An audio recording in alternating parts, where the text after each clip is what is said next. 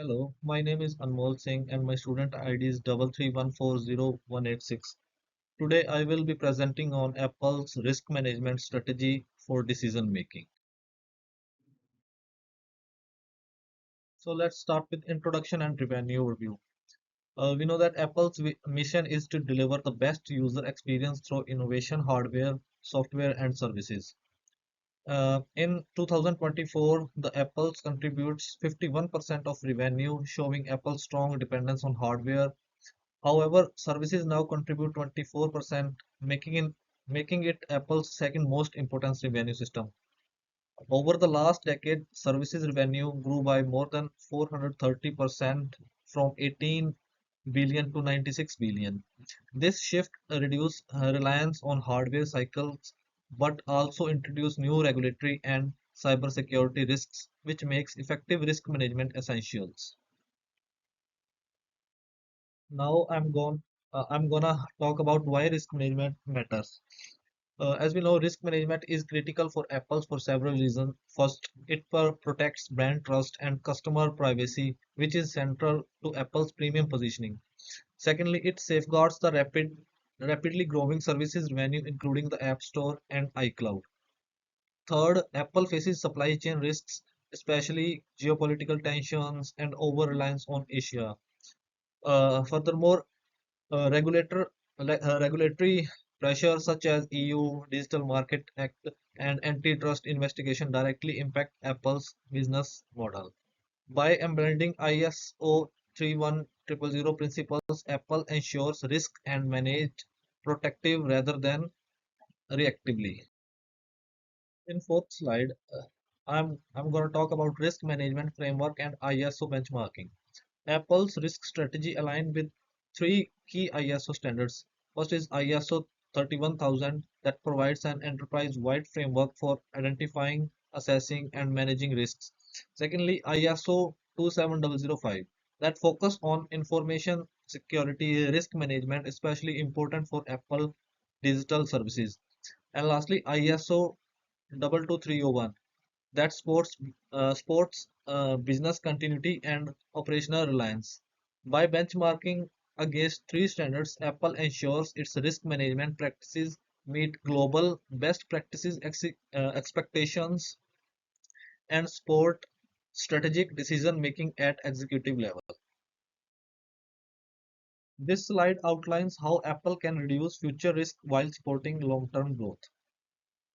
Firstly, Apple should diversify its supply chain by shifting 30 to 40% of assembly outside China to reduce geopolitical risk.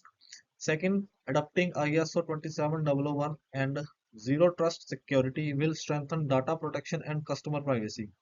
Third, ISO 22301 certification will improve platform continuity and remove and recovery during disruptions. Apple should also use an integrated enterprise risk system to link risk insights with strategic decisions. Finally, investing in climate resilience and TCFD standards supports sustainability and regulatory compliance. This slide shows Apple's risk metric, which plots risk based on probability and impact. High impact and high probability risks such as regulatory pressure and supply chain disruption receive top management and attention. Lower probability risks such as brand reputation shocks are monitored but still managed. This structured prioritization helps Apple allocate resources effectively and focus on the most critical threat. The risk register highlights Apple key enterprise risks. The most critical risks include regulatory and antitrust pressure, supply chain and geopolitical exposure, and cybersecurity threats. Each risk is assigned a risk score, honor, and category, ensuring accountability at senior leadership levels such as the CEO, COO, CFO, and legal teams. In this slide, I will talk about risk mitigation strategy. Apple applies targeted mitigation strategy for each major risks. To reduce supply chain risks, Apple plans 30 to 40% non-China assembly and dual scoring of competence. For regulatory risk, Apple engages proactive with the regulatory and pilots alternative payment systems.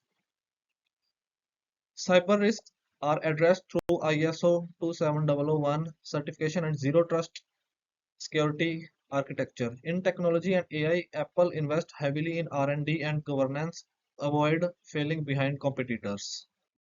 This slide shows Apple's business impact analysis, identifying critical assets and recovery times. Key assets including the App Store, iCloud, Apple ID system, and global supply chain. For example, Apple ID has a recovery time objective of just 2 hours, reflecting its importance to the entire ecosystem. Understanding these dependencies allows Apple to prioritize resilience investment and ensure rapid recovery from disruptions. To conclude, this presentation has shown how effective risk management support better decision making at Apple in an increasingly uncertain global environment. Apple faces major risks across supply chains, regulations, technology transformation, cybersecurity, and climate change. By adopting a structured risk management approach aligned with ISO 31000, Apple can identify these risks yearly, assess their potential impact, and respond proactively rather than reactive. This approach strengthens corporate governance by clearly defining risk ownership, risk appetite, and executive accountability. It is also improve operational resilience, especially through supply chain diversification, business continue planning, and protection of critical digital platforms such as App Store, iCloud, and Apple ID. In addition, strong cybersecurity and compliance framework, including ISO 27001 and ISO 22301, help protect customer trust, which is central to Apple's premium brand and long-term probability.